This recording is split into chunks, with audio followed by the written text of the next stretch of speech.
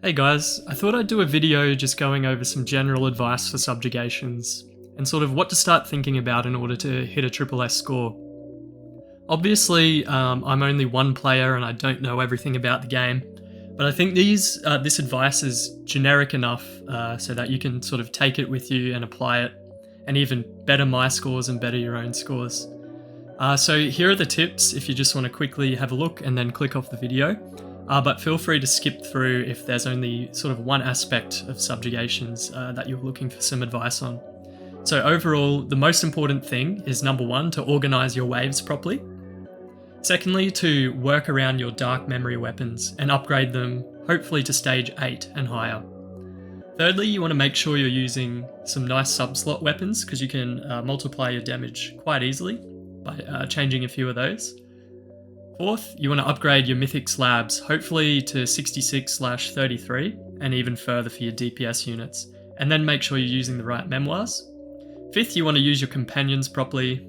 Sixth, you want to apply and overlap as many buffs leading into knockdown, which is the trickiest part of subjugation. And lastly, you want to make sure you upgrade your Blackhorn weapons to make use of their elemental buffs.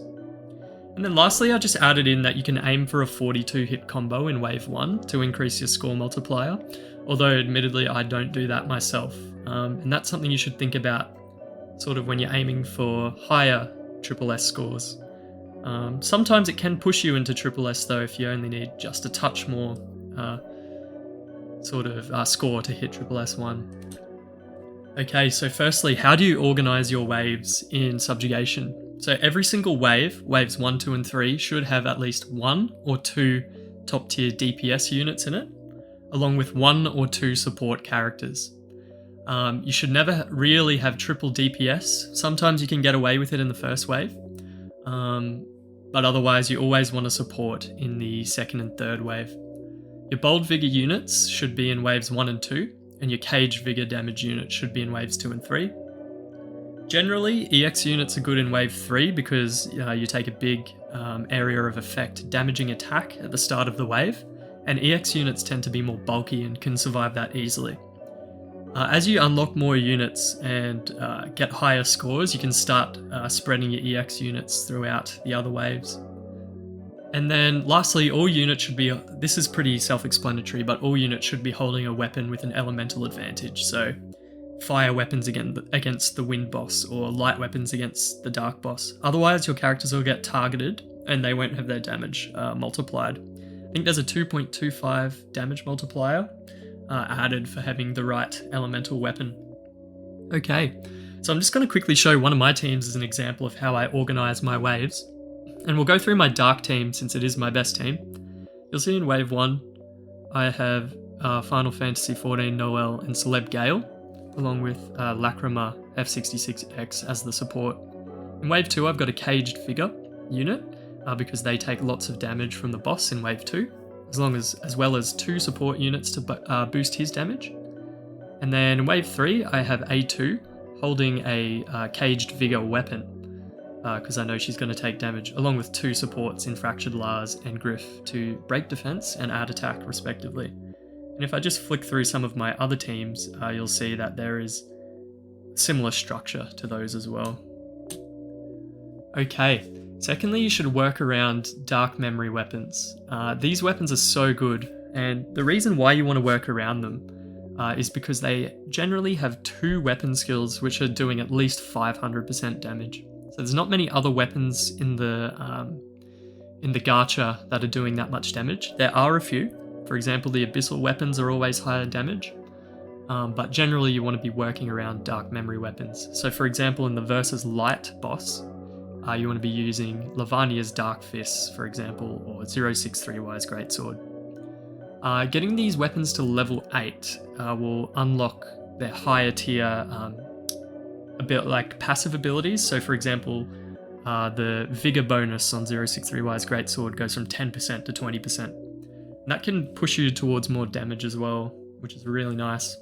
You want to take the weapon skills to at least stage 14 as quick as you can in order to maximize the damage on the skills. And then, as I have written there, taking a weapon to its final stage, aka when you unlock the EX character, each of the weapon skills will gain an extra hit So for most weapons, they'll go from 4 hit to 5 hit skills. Some will go from 3 to 4. All the weapons I've included on this slide, so Lars, Gale, 063Y, Demus, Saru, Noel, Priyat, Theo, and Lavania's weapons are really good in Subjugation. I've probably missed some other important ones, but these weapons here I've gotten so much good use out of in my waves. Next, and this is actually very important for clearing Quest 4, you want to upgrade your Mythic Slabs and then optimize your Memoirs. So the easiest way to survive in Wave 4, which a lot of people struggle with, is to upgrade your Mythic Slabs to increase the stats of your characters. So with main DPS units, you want to aim for 84 and 66, so that's the Stone Monument and the Curse God Monument on each side. And then for supports, you just want to aim for about 66-33. The 66-33 mark is pretty good in order to allow them to survive Quest 4, but DPS, you really want to be taking them pretty high in the Mythic Slabs to get max damage out of them. That's the main thing for Mythic Slabs. In terms of Memoirs, all you want to aim for is 100% crit rate and 200% crit damage. The set doesn't matter. You don't need to use 3 pieces of a set. And these are I'll flash up some of the Memoirs that have a crit rate main stat. In terms of supports, you want to use full party attack up or HP up sets. Ideally, the full party attack up one is great because it starts the party at either 10 or 20% attack up. Only use the HP up if you find your support units are going down in one of the waves. And then just at the bottom, if your character's easily getting to 100% crit rate, you can think about using 2 pieces of the same set. So either the Berserker set, which is the attack up and the defense down for 60 seconds, or the crit damage up set. And you can sort of aim for 100 and 230. It does take a while to farm these Memoirs, but it doesn't take too long and it will improve your scores. Next, you want to be optimizing your Subslot weapons. So I've listed in order of what I think are the most important Subslot passive abilities. Remember that your weapons in the Subslots, their passive abilities apply to your character as well.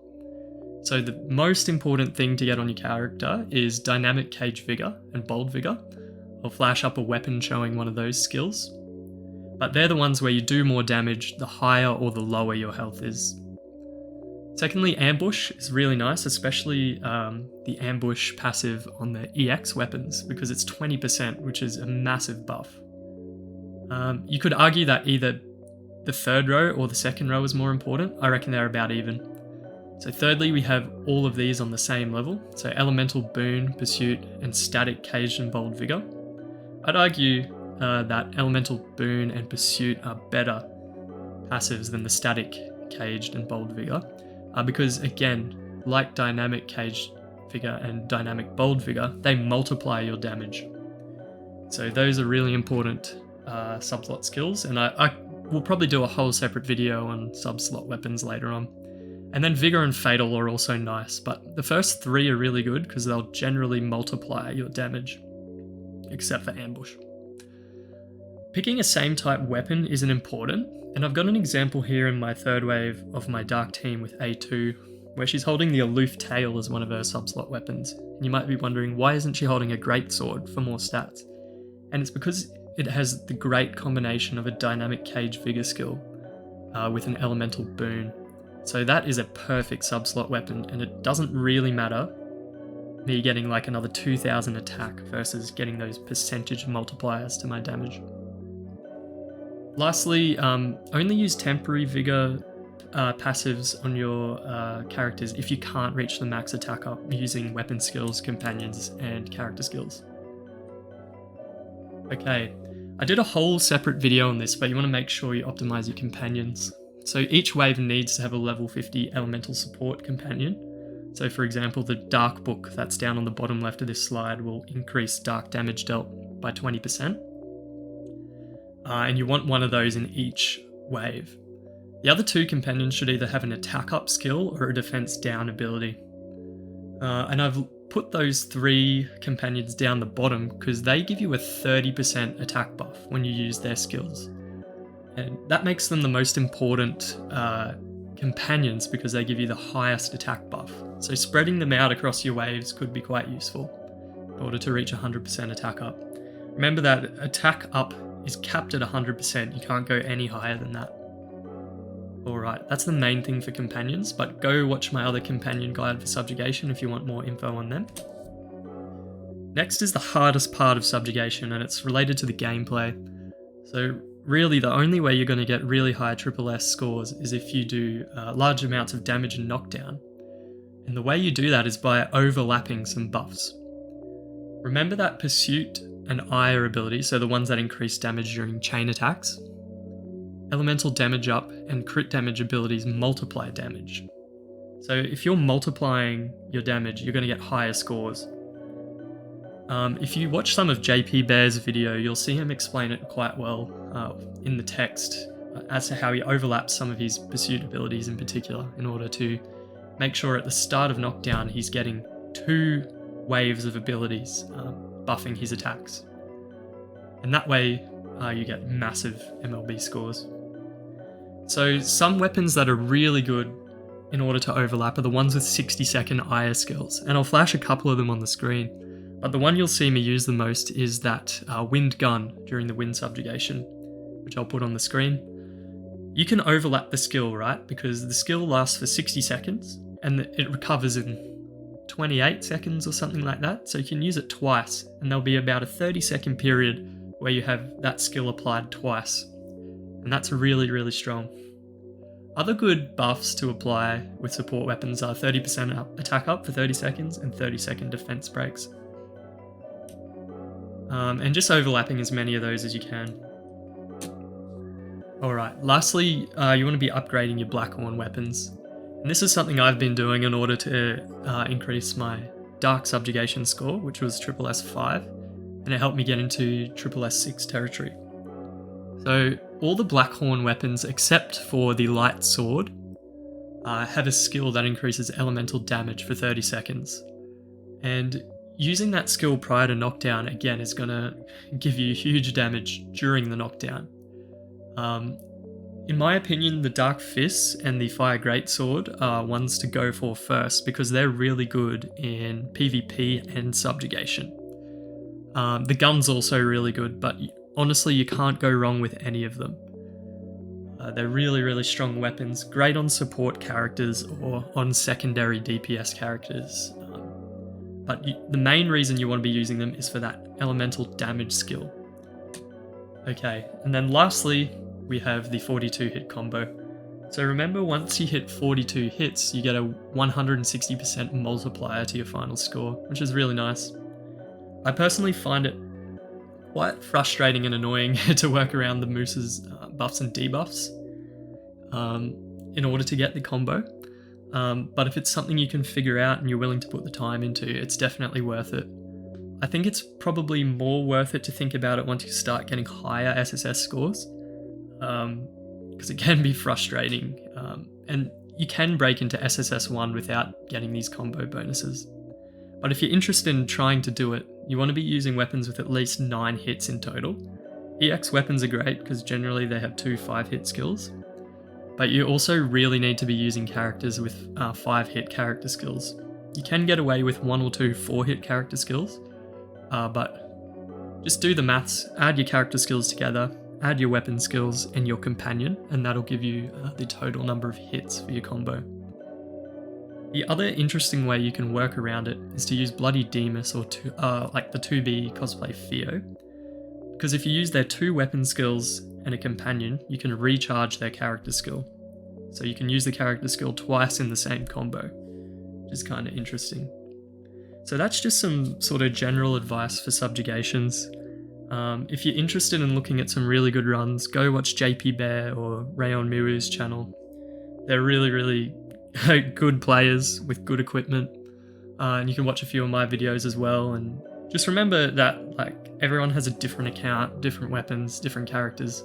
Just take the concepts from their videos and try to apply it to your own waves. If you want more info on subjugation, definitely join the Nier Reincarnation Discord. I found it through the Reddit page. I can put a link in the description below as well. And Rayon actually has a really good document which I definitely referred to before making this vid. Alright guys, so hopefully that gives you a bit of insight into how to get higher scores in Subjugation. My next video will be showing how I managed to do lots of damage in my Wave 2 for the Wind and the Dark Subjugations. Shout out to Morgwolf for that video request. Alright guys, good luck with your runs. Hope you're well.